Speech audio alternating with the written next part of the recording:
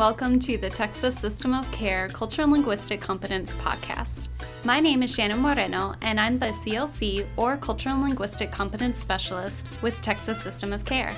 This podcast is devoted towards how to work with specific populations within your local system of care community and ensure that you're providing services that are culturally and linguistically appropriate.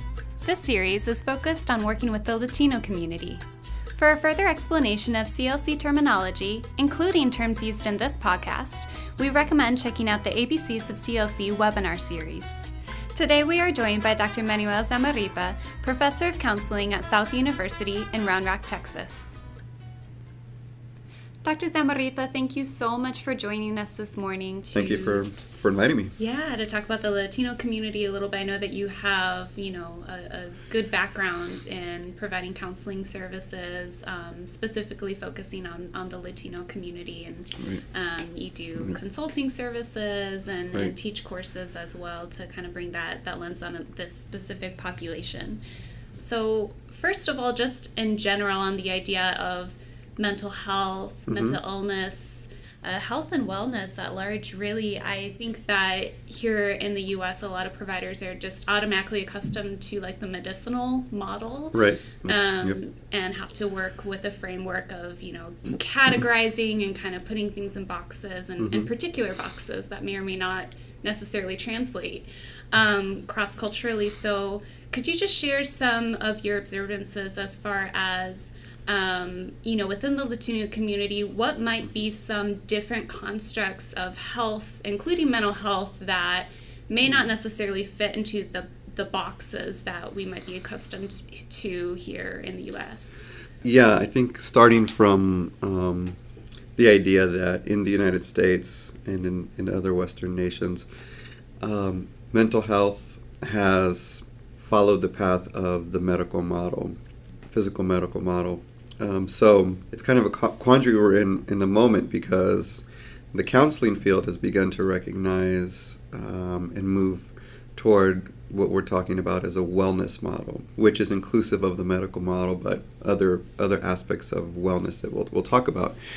But at the same time, the only way the mental health field is beginning to get some legitimacy in terms of reimbursements or in terms of just people taking the field seriously is by being included in the medical model and the medical model ways and terminologies and reimbursements, and seeing certain mental health issues as medical diagnosis. So we're kind of really at this difficult crossroads because of that situation. So I wanted to put that context in everything we're talking about, because that definitely has implications for the Latino community in the way that they may view what we would call mental illness, right?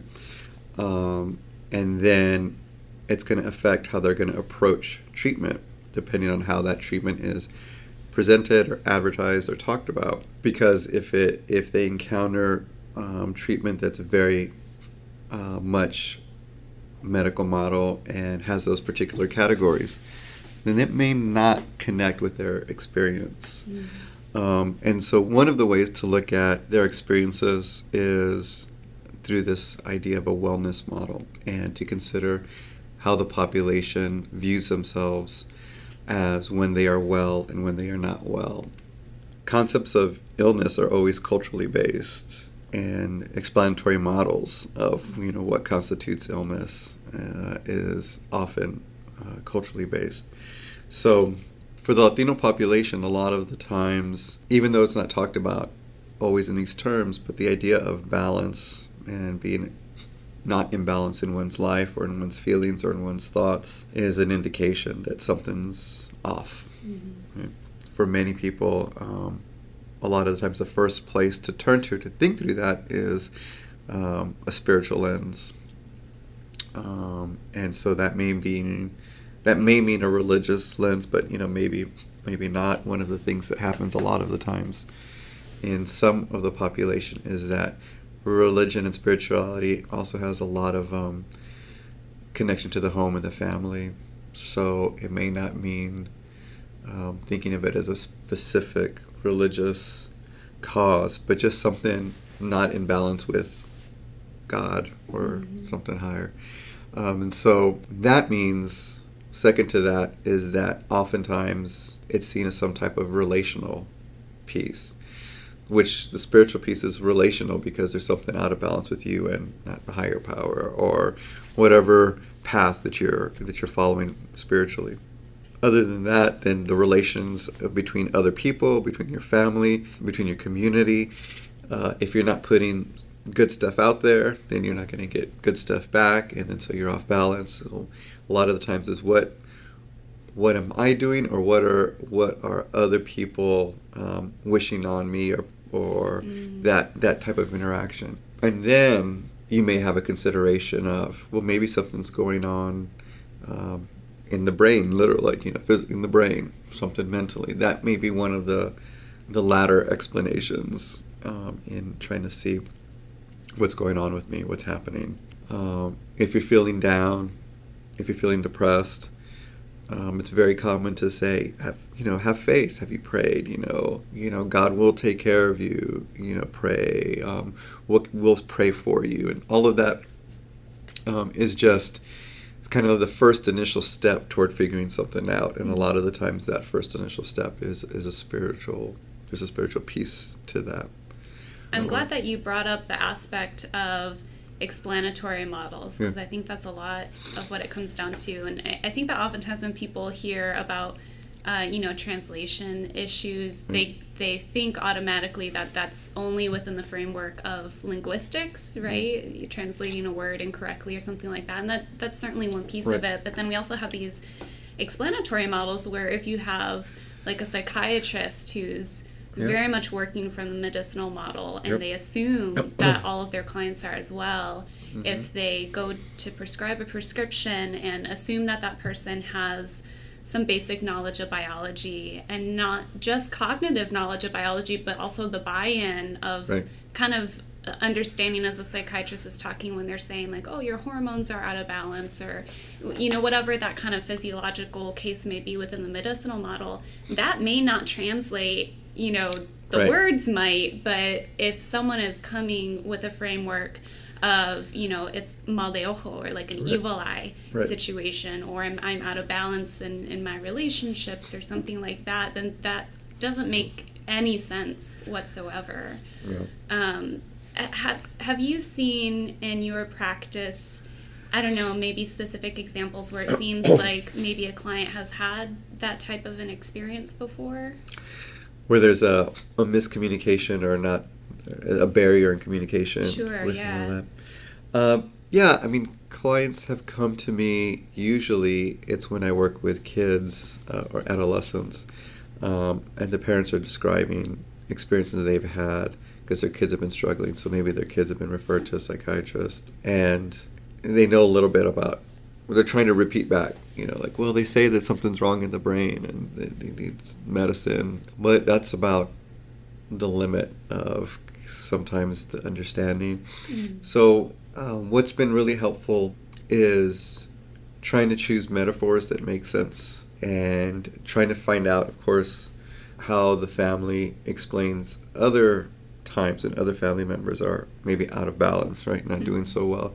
And then, like you described, is a perfect example, because that's something that's very similar to discussions with these families is, you said, like, maybe the psychiatrist might say you have some chemicals out of balance or some hormones that, are out of balance. So I try to use the biological words they may have heard or ideas in relational terms.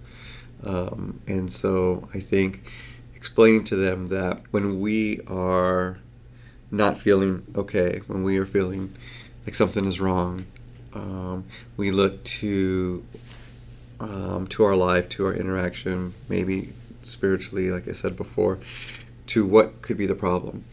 And then I invite them to talk about, well, it's kind of the same way in our bodies sometimes. Everything we do affects what we do. And so sometimes in our body, we're trying to, take on a lot. A lot of people understand the idea of stress, but that has a lot of, there's a lot of various definitions of that, but the general concept. And so that can affect what's happening inside of our body. And usually that's an opening point in trying to have them understand what, like here, like for example, the psychiatrist talking about it. There's been times, a lot of the times when parents will be like, oh, so that's kind of what's happening inside of me. This is happening. And I'll give them examples of physical things that may happen, like when you're working too much, your feet hurt more. Or when you're using your hands so much, your hands hurt.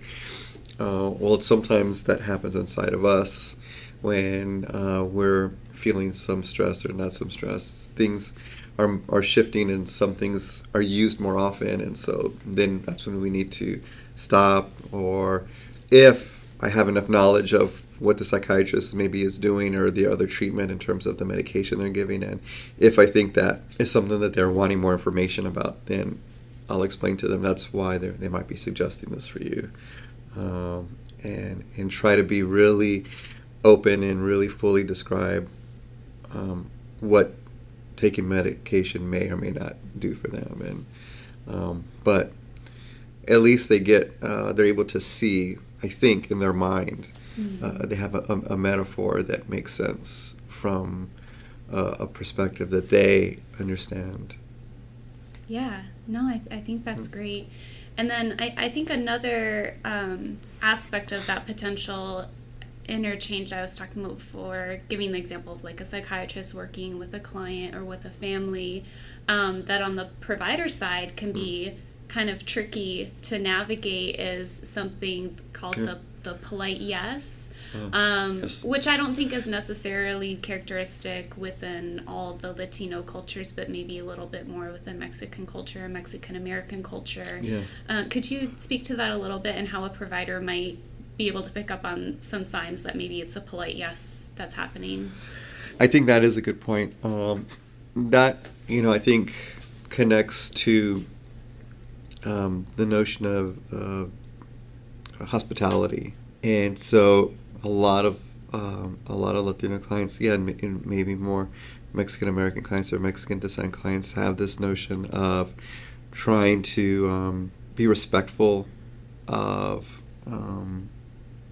someone that they view has some type of authority, right? So the professional, right? And so I think one of the ways that helps us get a better idea is, I do believe it's a skill of always kind of gently inviting a little bit of storytelling. Maybe not, but just more, maybe not like a whole, trying to get a whole background. But if I'm trying to give some recommendations and I see the client, agreeing with the polite, I might ask, is this something that you would have done before? Or I might ask, well, what would you have done before if they hadn't told me that yet? I like a lot of relational questions, and by that I mean, so when you were growing up, is that something that your mom did or your grandmother did, or what would other people in your family do? But I would be specific. If I would already know if this client has a brother or a sister or uncle or aunt already, so I would ask, what would your sister do, or in this situation, or what kind of advice have you been given from your family about what to do? Were you considering doing this or that? What got you to the point where you're considering doing this now? Because if you ask those questions that are kind of around the direct recommendation, then it gives permission for the client to add their own opinion or perspective. Yeah. Right? The last question, which is, well, what got you here? I'm happy you're here, but what got you to maybe, follow what I'm telling you here? And if I've been able to have a little bit of a conversation, then a lot of the times, it could be, oh, well, my doctor said I needed to come here.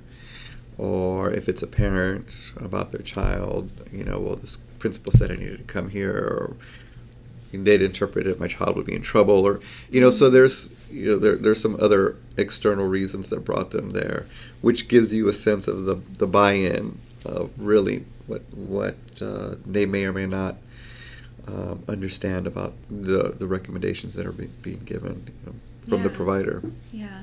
I think that's another really important kind of cultural clash in communication, which of course in mental health communication between providers and clients is so incredibly important. And, the framework of how we go about obtaining information from clients is so based on kind of Anglo-Saxon forms of communication, very linear, very checkboxy. I ask this question, you answer back with as much information as you feel is relevant, type of a thing. But that kind of checklist approach, sometimes when you apply it to other cultures that have a little bit different method of conversation, that comes off even more authoritarian. So we already kind of have this power imbalance in the room of the clients know already that you're the professional, right? Yep. And you're kind of the one holding the power in your hands, and then you kind of come at them in like an interrogating way, and your tone of voice might be very empathetic. You might have this kind of nurturing, quality to yourself, but it's still coming across in an authoritarian way that does invoke that polite, oh, yes, not necessarily saying whatever you want, authoritarian, person, but that kind of ends up being the dynamic back and forth sometimes. Yes. So I love your perspective on, even if providers do have some sort of checklist form to go through, of making it more conversational. Right. Absolutely. I hope you enjoyed today's CLC podcast on working with the Latino community. If you have any questions on how to bring CLC initiatives into your local system of care community, please feel free to email us questions or concerns at info@texassystemofcare.org.